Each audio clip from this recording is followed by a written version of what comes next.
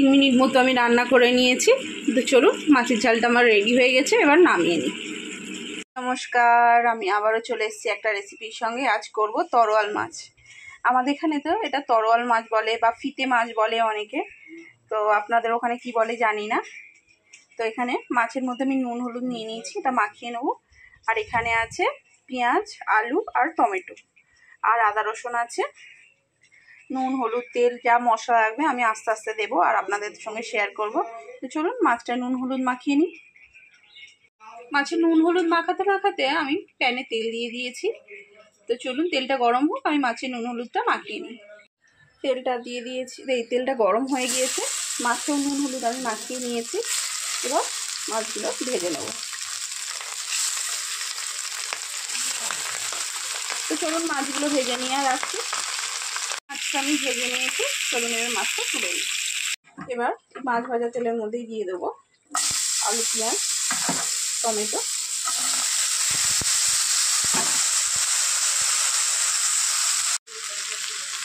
যে নুনটা দিয়ে দেবো পরিমাণ মতো।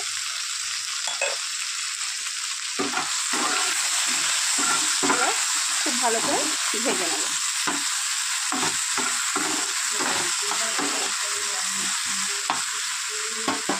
ভালো করে ভেজে নিয়ে রাখ। আলু পেঁয়াজটা খুব ভালো করে আমি ভেজে নিয়েছি। এবার দিয়ে দেবো আদা রসুন।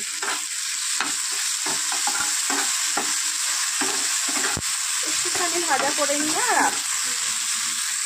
আগে গুঁড়ো মশলাগুলো দিয়ে দেবো। লঙ্কা গুঁড়ো, হলুদ গুঁড়ো,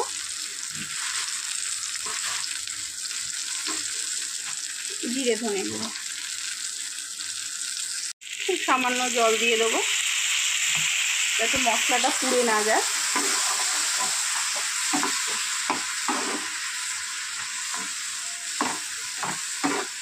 এবার কষিয়ে নেবো। চলুন কষিয়ে নিয়ে আর আসছি।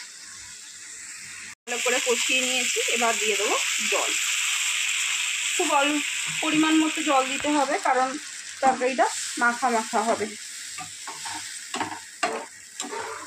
তো চলো আলুগুলো সিদ্ধ হয়ে যাক আর আসছি।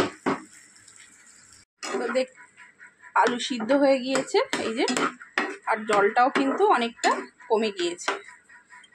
এবার মাছটা আমি দিয়ে দেব।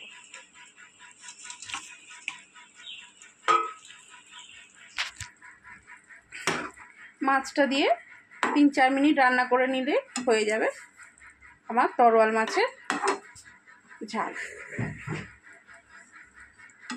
তো চলুন 3-4 মিনিট পরে আসছি। 3 মিনিট মতো আমি রান্না করে নিয়েছি। তো চলুন মাছের ঝালটা আমার রেডি হয়ে গেছে, এবার নামিয়ে নিই। তৈরি হয়ে গিয়েছে আমার তরোয়াল মাছের ঝাল। তো রেসিপিটা যদি ভালো লেগে থাকে অবশ্যই লাইক, শেয়ার অ্যান্ড সাবস্ক্রাইব করবেন।